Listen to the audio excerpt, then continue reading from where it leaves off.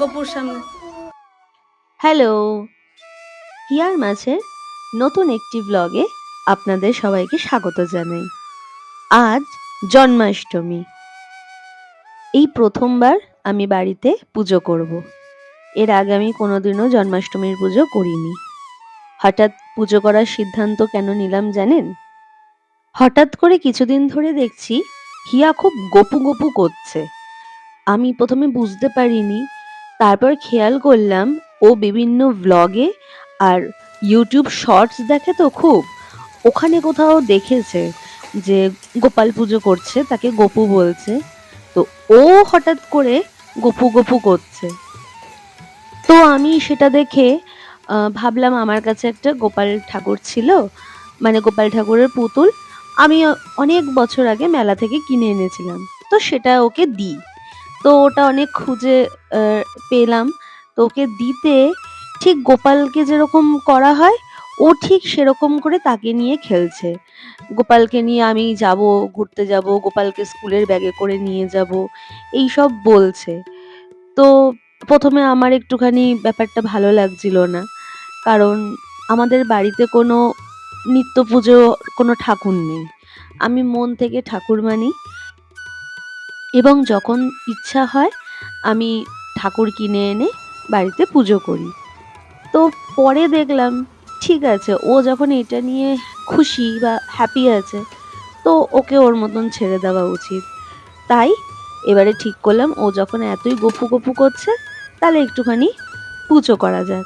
আর হিয়া এগুলো খুব পছন্দ করে।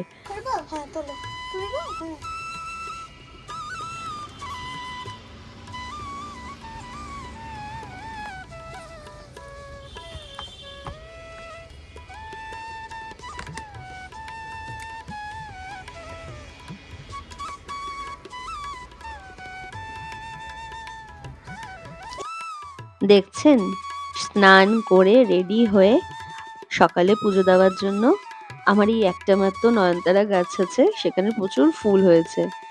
তো ওকে আমি বললাম, মা ফুলগুলো তুলে নাও, তুলে একটু গপুকে পুজো দিয়ে দাও।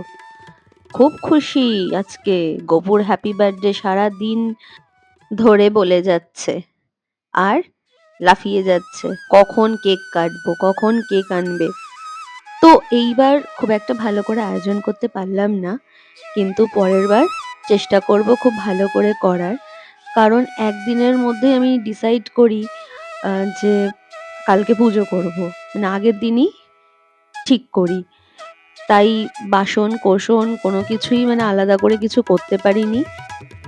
দেখুন হিয়া কি সুন্দর করে ফুল তুলে পুজো দিয়েছে। আর এই যে আমার সেই ছোট্ট পুতুলটা, এটা কোনো একটা মেলা থেকে আমি কিনেছিলাম, এটা বহু বছর ধরে আমি পুজো করছি। তো ভোগে বানিয়েছিলাম দুপুরের জন্য খিচুড়ি আর আলুর দম। অনেকে অন্নভোগ দেয় না যেহেতু অষ্টমী থাকে বলে, কিন্তু আসলে আমরাও তো দুপুরবেলা বাড়িতে খাবে, হিয়া খাবে, ওর বাবা খাবে, সেই জন্যই খিচুড়িটা করলাম। আর রাত্রিবেলা লুচি করব। এবারে বাসন কোসনও আলাদাভাবে কিছু করিনি, আমাদের বাসন কোসনেই মোটামুটি পরিষ্কার করে ধুয়ে সব গঙ্গা জল ছিটিয়ে রান্না করেছি, কারণ কোনো উপায় নেই। আমার বাসন ছিল কিন্তু সব লপটে তোলা। এবার কিছুদিন আগে আমাদের দোকানের পুজো ছিল, সেখানে ওর বাবা মইটা নিয়ে চলে গেছে। এবার লপ থেকে আমি আর বাসন পারতে পারিনি, তাই বাধ্য হয়ে কিছু করার নেই, আমাদের বাসন কোসনেই ঠাকুরের ভোগ রান্না করলাম। কিন্তু ভালো করে পরিষ্কার করে সব করে তারপরেই রান্না করেছি। আমি মনে করি মন শুদ্ধ তো সব শুদ্ধ। আর গোপাল হচ্ছে আমাদের ঘরের ছেলের মতনই আমরা সবাই মনে করি, তাই আমার মনে হয় না এইগুলো খুব একটা ম্যাটার করে। আসল ব্যাপার হচ্ছে মনের ভেতর থেকে ভক্তি, এবং আমিও সেটাই করি। আমি সবসময় ঠাকুরকে মন থেকে ডাকি। আমার বাড়িতে কিন্তু কোনো ঠাকুর নিত্য পুজো হয় না, বা ঠাকুরের সেরকম কোনো মূর্তিও নেই। তো আমি সবসময় মন থেকে ডাকি, যেটা আমার মন চায় আমি তাই করি। এইদিকে পায়েসটা আমি করে নিলাম, আর এবার হিয়াকে চট করে একটু খাইয়ে দিই, অনেক বেলা হয়ে গেছে। এবার নাড়ুটা নিলাম। এইটা আমাদের বাগনান গেছিল হিয়ার বাবা, তো আমার শাশুড়ি মা নারকেল পাঠিয়ে দিয়েছিল। আমাদের নারকেল পাড়া হয়েছে, কারণ কিছুদিন পরেই আমাদের রান্না পুজো হবে। তো আমি বলেছিলাম যে আমাকে দুটো নারকেল দিও। আর এই যে এইটা হচ্ছে তালের পাল। আমাদের বাগনানে তো প্রচুর তাল পড়ে, তো শাশুড়ি মা তাল ছেঁচে সুন্দর করে এক কৌটো তালের পাল্প পাঠিয়েছে। এই নিয়ে সেকেন্ড টাইম বড়া করছি, আরও পাল্প রয়েছে, আরও করব। এদিকে একটু আলু ভাজাও করে নিলাম। হ্যাঁ, আমি প্রথমবার তালের বড়া করলাম, ওই দিকের বড়াগুলো একটু পুড়ে গেছে, আমি এত অন্যমনস্ক হয়ে গেছিলাম সেই কারণে। তো তালের বড়া আলু ভাজাও হয়ে গেছে, এটা লাস্ট দিলাম। আর এদিকে একটু পনিরের তরকারি করব। হিয়ার বাবা পনির নিয়ে এসছে, তাহলে পনির দিয়ে একটু কিছু তরকারি করা যাক। এর আগেও শাশুড়ি মা আমাকে একবার তাল পাঠিয়েছিল, কিন্তু আমি তখন ভালো করে বড়া করতে পারিনি। তাই এবারে মানে ভেবেই নিয়েছিলাম যে ভালো করে এবারে বড়াটা করবই। তো খেতে খারাপ হয়নি।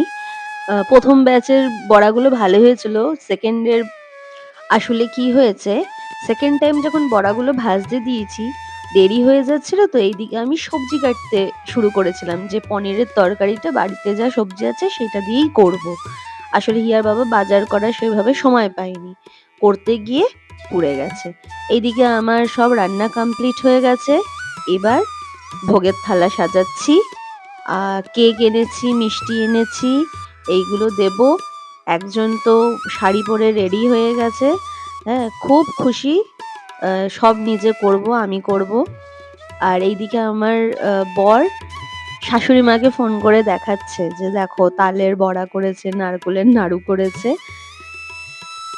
সারা দিন ধরে আজকে আমি রান্না করেছি, ঘর গুছিয়েছি, কিন্তু অদ্ভুত একটা আনন্দ হচ্ছে, জানি না কেন।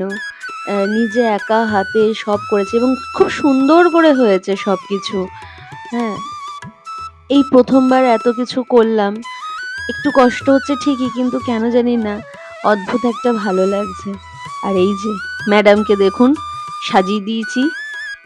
অ্যাকচুয়ালি আমাকে আমার বন্ধু বলেছিল রাত্রি 9টার পর পুজো করবি, তো সেই জন্য আমার অতটা চাপ ছিল না। আমি আস্তে ধীরে সব কাজ সেরে তারপর ভাবলাম ভালোই হলো, ততক্ষণে আমি আস্তে ধীরে সব কাজ গুছিয়েও নিতে পারবো।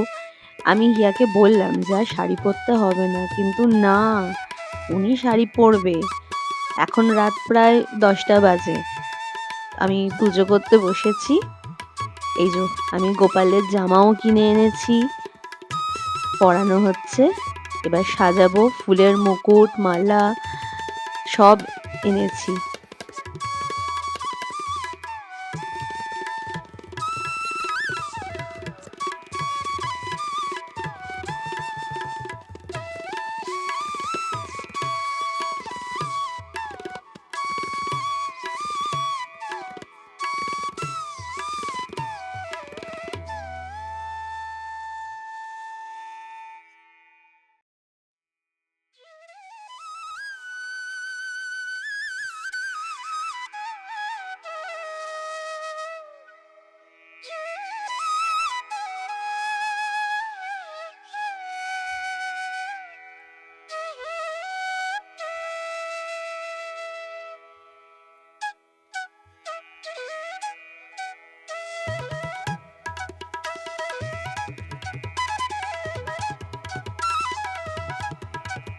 একটা একটা করে তুলতে থাকো, গপুকে দাও খেতে। হ্যাঁ হ্যাঁ দাও, তোলো লুচি। আরে এরকম না, না দেবো, থালাটা ধরে তোলো। হ্যাঁ থালাটা ধরে তোলো, না দাও, পড়ে যাবে পড়ে যাবে, সোজা করে। হ্যাঁ দাও, এত কিছু তো ধরবে না, আরেকটু ঢোকাও, ঢুকিয়ে দাও। কেক দাও দুটো হাতে, ভালো। এই যে এরকম থালাটা ধরো ভালো করে, সাবধানে বলো হ্যাপি বার্থডে গপু। গপুর সামনে একটু ভেতর দিকে, পড়ে যাবে। আরেকবার বলো তো,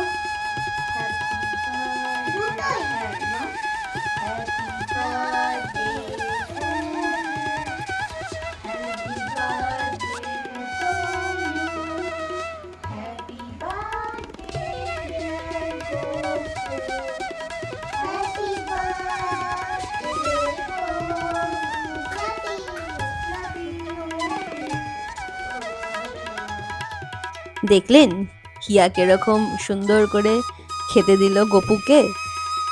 আসলে ও খুব হ্যাপি, তাই ঠিক আছে, ও খুশি মানে আমরাও খুশি। ওর শৈশবটা সুন্দর করার জন্যই তো এত কিছু করা। আরেকটা কি জিনিস কি জানেন, ও সবসময় ফোন টিভি এইগুলো নিয়েই ব্যস্ত থাকে, মানে কার্টুন দেখে, রিলস শর্টস এইসব দেখতে থাকে। তার থেকে ভালো ও এইগুলো নিয়েই ব্যস্ত থাকুক, সেটাও একদিক দিয়ে ভাবলাম। তো আমাদের পুজো শেষ, সাজানো কমপ্লিট, পুজো কমপ্লিট। সব কিছু কেমন হয়েছে একটু বলবেন, জানাবেন। ভালো লাগলে একটা লাইক, কমেন্ট আর শেয়ার করে দেবেন। আর আমার এই চ্যানেল হিয়ার মাঝে এটাকে সাবস্ক্রাইব করে দেবেন। শুভ জন্মাষ্টমী, অনেক অনেক শুভেচ্ছা জানাই আপনাদের সবাইকে।